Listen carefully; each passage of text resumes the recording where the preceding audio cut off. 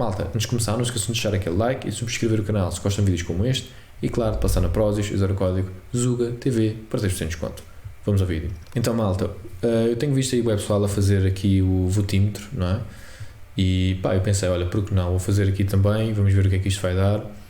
E pronto, e vamos ver aqui as perguntas e pronto, e vou dando as minhas respostas. Então, a gestão privada tende a ser mais eficiente do que a pública, pelo que os cuidados de saúde devem ser prestados por privados com financiamento público. Bem, é assim, concordo a 100% que a gestão privada tende a ser mais eficiente que a pública, devido aos incentivos que tem. Portanto, esta parte aqui concordo. Aqui só discordo desta questão do financiamento público, porque o financiamento público vem através do roubo, não é? Eu sou contra o roubo, contudo, se fosse um financiamento público feito de uma forma voluntária, para mim tudo bem, ou seja, se é financiamento voluntário, para mim tudo tranquilo. Mas eu vou por aqui que concordo totalmente, ok?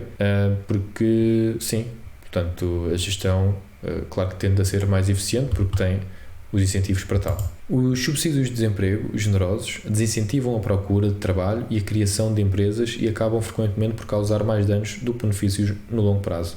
Claro que sim, isto é óbvio. Se estás a receber dinheiro sem fazer nada, por que é que vais fazer alguma coisa? Isto é super óbvio, concordo totalmente.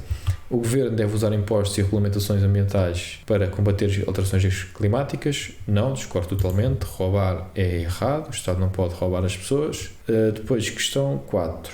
A regulação económica protege os consumidores e trabalhadores, mas é frequentemente excessiva, sufocando a economia e o empreendedorismo.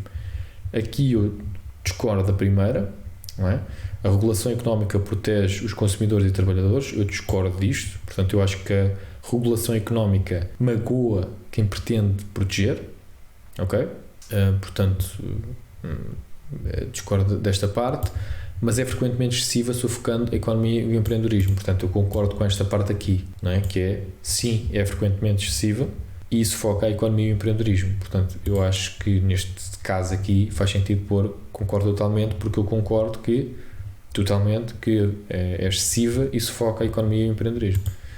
Portanto, em regra, reduzir o IRC tem poucos impactos positivos no investimento e na competitividade internacional da economia, discordo totalmente, qualquer pessoa sabe que isto é um impacto muito grande. Os subsídios dirigidos aos mais necessitados podem muitas vezes criar dependência do Estado e ser contraproducentes no longo prazo.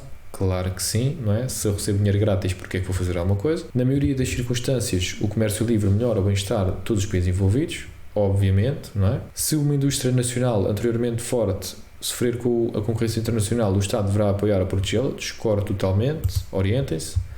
O uso recreativo da cannabis deveria ser proibido, discordo totalmente, o Estado não é ninguém para dizer às pessoas o que podem e não podem consumir. Não basta atingir igualdade de oportunidade entre sexos e etnias, é necessário garantir igualdade de resultados, nomeadamente através de cotas permanentes no setor público e privado. Discordo totalmente, o Estado não é ninguém para dizer quem ou não quem contratar. Isto deve ser apenas e só os indivíduos que decidem entre si quem contratar ou não para a sua empresa. A religião deve ser mantida totalmente fora das escolas públicas. Ora, é assim, novamente, tem aqui esta questão das escolas públicas, não é? Que é, eu acho que as escolas públicas devem estar em competição com as escolas privadas. E, portanto, acho que eu meteria aqui totalmente, eu vou ignorar aqui esta parte dos públicas, ok? Porque eles estão a meter isto aqui devido à questão de supostamente o Estado é laico. Mas, para mim, isso não tem lógica, no sentido em que eu percebo porque é que o Estado é laico, porque o Estado, na verdade, não está preocupado com nada disso, o Estado só quer é saber a melhor forma de roubar, o resto não interessa. Portanto, aquilo que me interessa aqui é se a religião deve ser mantida totalmente fora das escolas ou não. Eu acho que, naturalmente, as escolas umas vão querer ter a religião, outras não vão querer, e os pais devem decidir em que escola é que vão meter os filhos. Vai haver pais que acham por bem meter os seus filhos numa escola religiosa e outros acham que não. Portanto, aqui eu vou pôr que discordo parcialmente ou totalmente, não sei. Portanto, vou pôr que discordo, pronto. Eu devia ter só aqui um botão do discordo, sinceramente, mas eu vou pôr aqui que discordo parcialmente, pronto. Porque aquela questão ali do público, para mim, acho que não devia estar ali, não sei. Estas perguntas, eu tenho sempre dificuldade com isto, porque estas perguntas eu acho que sempre estão num determinado viés, mas pronto, é normal, isto é para o português médio. Vamos lá. Ter uma religião dominante e culturalmente relevante é crucial para a coesão social de um país? obviamente, não é? Obviamente, portanto, isto é óbvio, não é? As pessoas, enfim, o que é uma nação, não é? É só pesquisar o que é uma nação e claro que isto tem um impacto brutal, sem dúvida.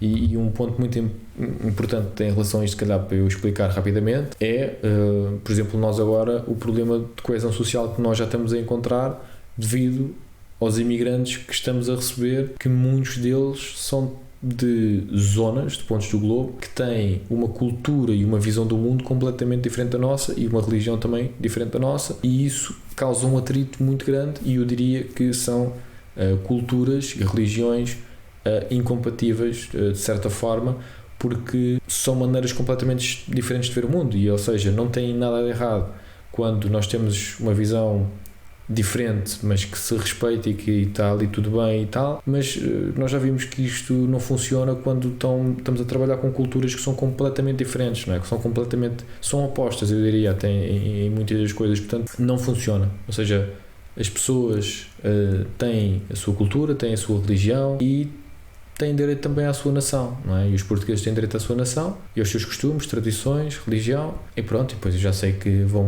levar com aquela do mas o Estado é laico. Está bem, o Estado é laico, mas as pessoas, não é? Ou seja, os portugueses não é? Portanto, claro que há portugueses que são ateus, não é? Mas o país é cristão, não é? Ou seja, a nação é cristã, claramente, não é? Portanto, e isso é só olhar para a história, até só ver no que é que Portugal foi fundado. Mas pronto, mas eu sei que hoje em dia já se afastou muito e tudo mais, e existem muitos portugueses ateus e tudo mais, mas continua a existir uma religião dominante e culturalmente relevante, obviamente, e é super importante para a coesão social de um país, sem dúvida. E os problemas que hoje já estamos a ver vêm devido a começar a deixar de existir essa coesão social. Sem dúvida. Ter comunidades no país com culturas diferentes enriquece sempre a sociedade, sem pôr em causa a cultura nacional. Aqui eu discordo totalmente, porque já estamos a ter problemas em relação a isso. A imigração deve ser fácil, pois a grande maioria dos imigrantes procura construir uma vida melhor para si, em harmonia com a população nativa e porque contribuem positivamente para o país. Aqui eu discordo totalmente, porque a imigração não deve ser um processo fácil, deve ser um processo, eu diria, difícil, porque também não é qualquer pessoa que entra dentro da tua casa, portanto também não deve ser qualquer pessoa que entra dentro do teu país. Nós devemos olhar para o país como uma extensão daquilo que é a nossa casa, não é?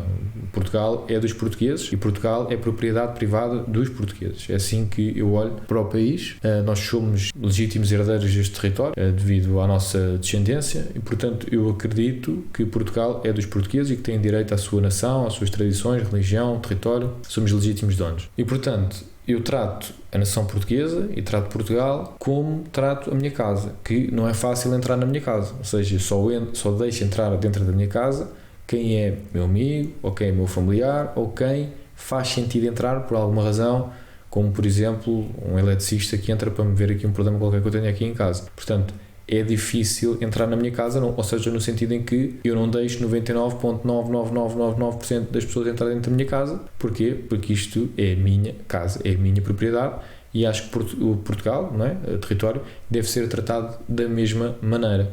Ou seja, só deve entrar quem os portugueses quiserem que entre, ou seja, através de um convite, e depois, enfim, a pessoa que convida tem de pagar por todas as coisas, não é? Ou seja, o seu salário, o seguro de saúde, o seguro de responsabilidade civil, portanto, o registro tem de ter um registro criminal mas o registro criminal vai passar pelo seguro de responsabilidade civil. Portanto, isso fica resolvido, a gente tira isso das mãos do Estado, que o Estado não sabe fazer essas coisas, não é? Já tivemos centenas de milhares de pessoas a entrar no nosso país, não milhões, mas centenas de milhares, seguramente, que não sabemos o registro criminal, isso já são dados, isto não é nada de novo, não é? Portanto, eu diria aqui que discordo totalmente, ok? E eu já falei aqui também da minha proposta para a imigração e, enfim, não existe, eu acho que ainda não vi os programas políticos, mas a minha proposta para a imigração é sem dúvida nenhuma a mais restritiva, ok? Não vi os programas políticos, portanto pode haver ainda uma mais restritiva que a minha, mas acho difícil, sinceramente, só se for uma de ninguém entrar aqui. Pronto, se houver um partido que diga isso, então pronto, é mais restritiva que a mim. Portanto, discordo totalmente. Malta, o vídeo vai já continuar, mas antes disso, subscrevam o canal. 71% de vocês não estão subscritos e ajuda mesmo muito. Se puderem subscrevam e vamos continuar o vídeo. Investir em avanços tecnológicos como fontes de energia limpa, eficiência energética e veículos elétricos é a melhor forma de combater as alterações climáticas e proteger o ambiente e não Reduzir o consumo. Pá, estas perguntas para mim, meu, é assim, eu nem sei como responder, é do género. Se queres investir no que queres investir, investe, meu. Eu só não quero o Estado metido nisso, ok? Portanto, pá, eu vou pôr aqui uma posição neutra, porque eu não sei, meu, não sei o que é que eles querem dizer com estas coisas. Os custos sociais da inteligência artificial estarão em muitos benefícios. Aqui eu discordo parcialmente, porque assim, podemos ter alguns problemas, como temos sempre, quando existe uma tecnologia que avança, não é? Uma coisa, ou seja, pode haver ali um período de instabilidade, digamos assim, e também de habituação em termos do consumo, não é? Sem dúvida nenhuma, porque as pessoas não estão habituadas a utilizar aquilo e depois causa ali uma... Assim, é uma mudança muito forte, não é? Uma tecnologia muito avançada, não é? Contudo, se nós olharmos para o passado e vemos, por exemplo, há 200 anos atrás qual é que era a maioria, ou há 100 anos atrás qual é que era qual é que era a profissão da maioria das pessoas, nós olhamos que havia uma esmagadora maioria das pessoas que trabalhavam no campo, não é? E hoje em dia é uma percentagem muito pequena. E daqui a 10 anos, 20 anos, 30 anos, 100 anos, vai existir muitas outras profissões que não existem hoje, não é? Portanto, porquê? Porque vamos ter a inteligência artificial a fazer esses trabalhos, mas vão ser inventados outros trabalhos, tal e qual como há 100 ou 200 anos atrás foi a mesma coisa, ou seja, sempre à medida que a tecnologia vai avançando e nós através do capitalismo e a tecnologia conseguimos ter acumulação de capital e propriedade privada e que permite estes avanços tecnológicos, é bom para todos no final, não é? É bom para todos no final porque o que interessa não é nós termos trabalho, mas sim nós termos melhor qualidade de vida, não é? Ou seja, não interessa eu trabalhar muito, interessa eu poder ter uma casa para viver, interessa eu ter, sei lá, uma forma de comunicação, roupa para vestir, etc, não é?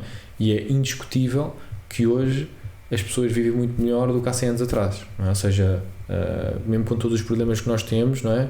Enfim, hoje em dia qualquer pessoa consegue, sei lá, comer, não é? Ou seja, não existe problema.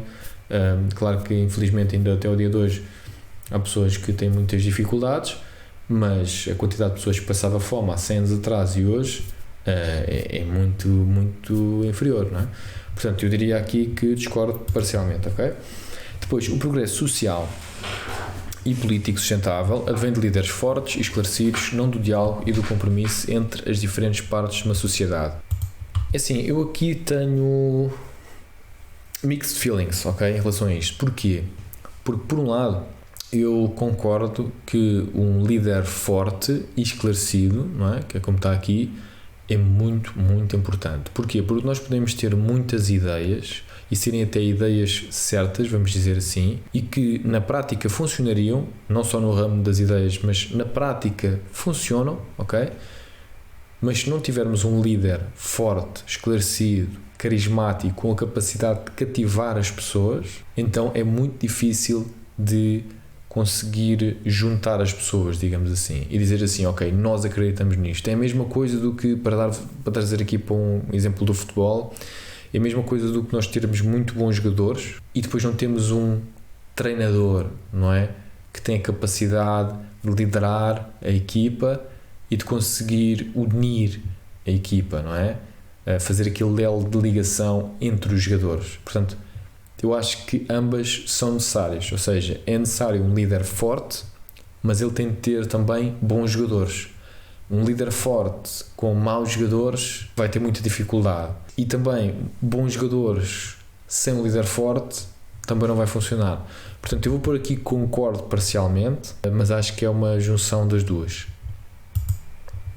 Depois, é essencial que numa democracia existam mecanismos fortes de controle entre os diferentes poderes, mesmo que isso torne o sistema político mais complexo, opaco e a responsabilização mais difícil de terminar. Pois, assim, eu sou contra cenas que metam um sistema ainda mais complexo e mais opaco e que a responsabilização seja difícil de terminar. Porquê? Porque esse é um grande problema, que é a desresponsabilização total, ok, do Estado.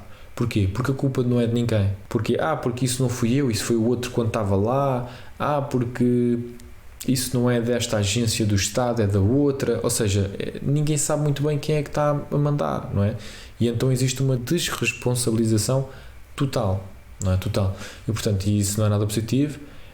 Por exemplo, um dos pontos bons de uma monarquia é isso, é tu sabes quem é que é o rei. Olha, aquele gajo é o rei, se as coisas estão erradas, a culpa é dele. Portanto, é um dos pontos positivos da monarquia, sem dúvida. Na democracia, tens o problema que, enfim, não sabes quem é que está a mandar, não é? Não sabes quem é que está a mandar, porque depois um diz que foi isto. Depois também tens outro problema, um problema grande, por exemplo, no sistema que nós temos atualmente, é que um político está lá no máximo 8 anos. Enfim, é um período de 4 e depois outros 4. Qual é que é o problema? É que ele tem muito pouco tempo para pensar a longo prazo. Isto é um problema muito grande que nós temos. Ele não consegue pensar a longo prazo. É impossível. Porquê? Porque ele é eleito e passado 4 anos, se ele quiser estar lá outros 4, ele tem de ser eleito outra vez. Ora, ele está sempre a trocar o futuro pelo presente. Quando nós aquilo que precisamos de fazer para ter uma sociedade próspera é sacrificar o presente pelo futuro, não é? Nós temos de ter acumulação de riqueza, nós temos de ter acumulação de capital, não é? Ou seja, temos de ter direitos de propriedade muito fortes e acumulação de capital, ok? É a forma de nós termos uma sociedade próspera, não é? Uma forma mais simples para eu explicar isto é, se vocês vierem de uma família que, por exemplo, já tem uma casa, não é? Ou seja, capital. Se vocês já vierem de uma família que tem carros, não é? Ou seja, que tem recursos, não é? Que já vieram de trás, a vossa vida vai ser mais fácil, não é? E para o país é exatamente igual. Portanto, se nós tivermos um país onde, por exemplo, olhamos para a criação de riqueza como uma coisa boa e como empresas grandes como uma coisa boa, olhamos para empreendedorismo como uma coisa incrível, o que é que vamos ter mais? Vamos ter mais empreendedores, vamos ter mais empresas grandes. E o que é que acontece? Quando um jovem sai da faculdade, a probabilidade de ele ter empregos melhores é superior. Porquê? Porque existem várias empresas grandes a competir entre si e depois vai haver empresas e também depois enfim, incentivas o empreendedorismo. O que acontece é que se calhar esse jovem vai criar a próxima empresa grande, não é? E mesmo não seja uma empresa grande, pode ser uma empresa pequena, pode ser uma empresa média, enfim, não interessa, mas valorizas essa criação de riqueza, acumulação de riqueza e proteges os direitos de propriedade, não é? Que é mesmo muito, muito importante. Portanto, eu diria aqui que discordo parcialmente, ok? A liberdade de expressão deve ser protegida mesmo quando causa angústia a minorias oprimidas, a figuras de autoridade ou é dirigida contra símbolos nacionais, desde que não incite à violência. Aqui concordo totalmente, a liberdade de expressão tem de ser protegida. Depois, é mais importante garantir que criminosos e corruptos são apanhados e punidos do que garantir que inocentes não são injustamente perseguidos ou condenados pela justiça. Pronto, este aqui é um tema interessante, que é o seguinte, vou fazer aqui uma comparação. Nos Estados Unidos, eles têm um sistema com os xerifes, que os xerifes são políticos, portanto são eleitos, e então existe um incentivo muito grande por parte dos xerifes para resolverem os problemas assim que aquilo começa a acontecer. Eu vou dar aqui um exemplo só para vocês perceberem. Imaginem vocês no vosso município que começa a existir assaltos a orivezarias. Existe um, na semana a seguir existe outro, na semana a seguir existe outro, tudo no mesmo município.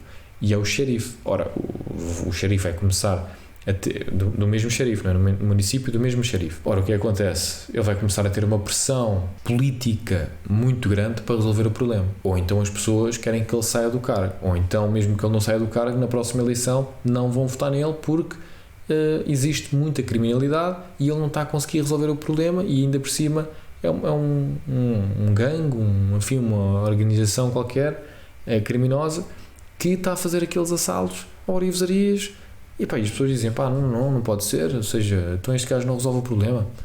E então o que é que acontece? Eles prendem alguém, mesmo que não seja o criminoso, ok? Claro que eles vão tentar arranjar o criminoso, tipo, prender o criminoso, não é, que está a fazer isso.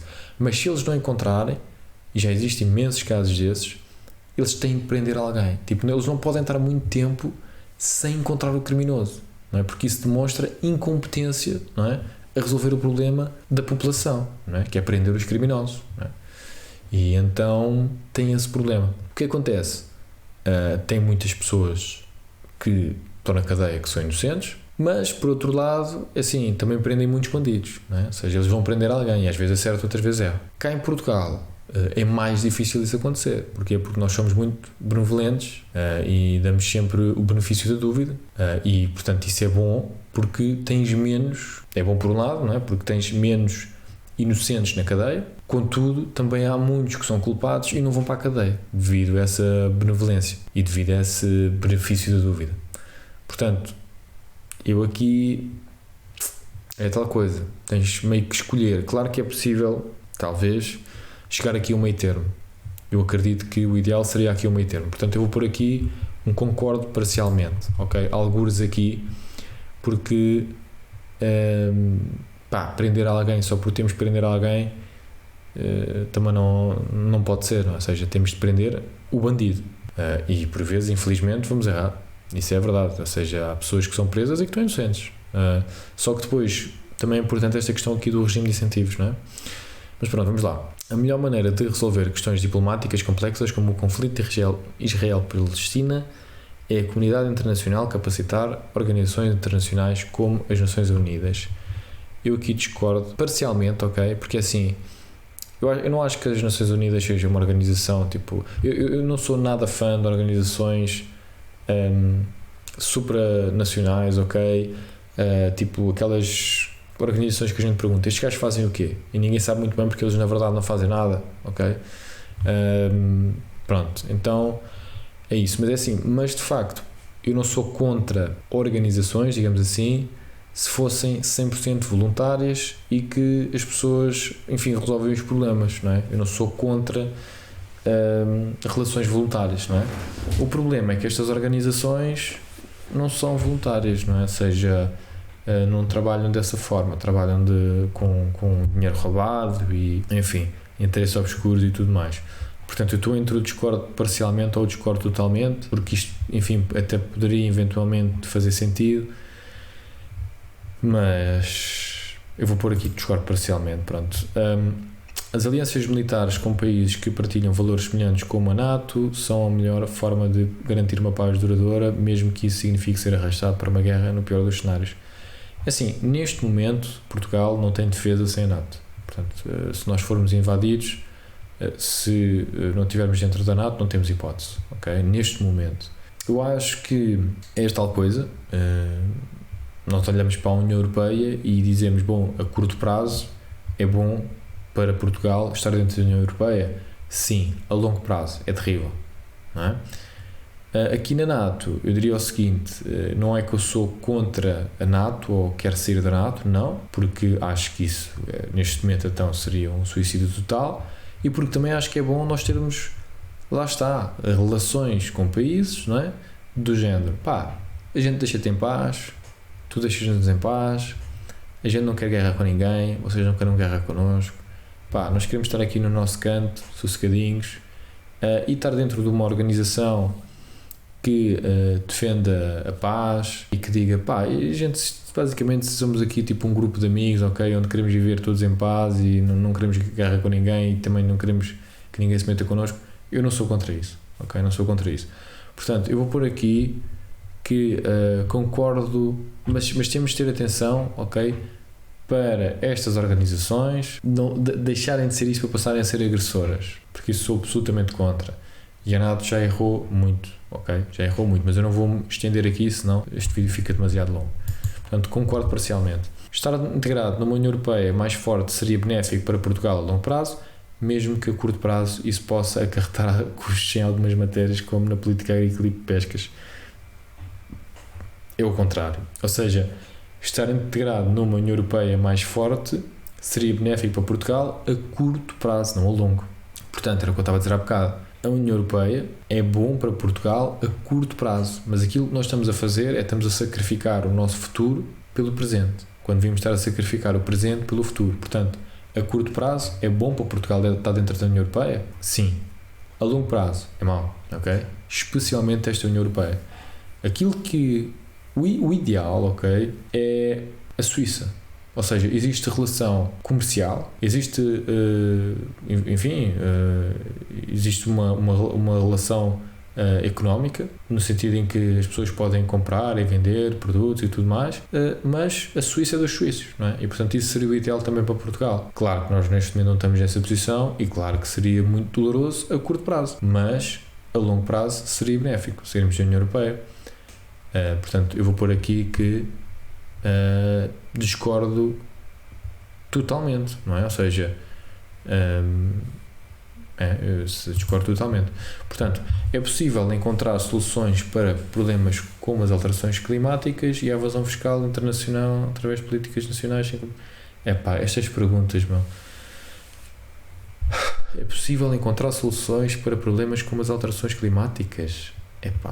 Eu vou pôr aqui posição neutra, já não estou com paciência para isto. Portanto, veja o resultado, ok? Olha, sou de extrema direita, está aqui escrito, diz que o Chega é de extrema direita e deu-me o Chega, não é? Que é um partido de direita radical, com discurso centrado na defesa da identidade nacional, segurança, críticas ao sistema político e posições anti-imigração, defende valores conservadores, nacionalistas e liberalismo económico. Pronto, malta, olha, está aqui dado, não é? Sou um gajo de extrema direita. E pronto, e deu-me aqui o Chega. Tem aqui mais coisas, ok. Chega, a seguir o ADN, a seguir a Nova Direita, depois a IEL, depois a AD. Ok. Vejam só, Bloco de Esquerda.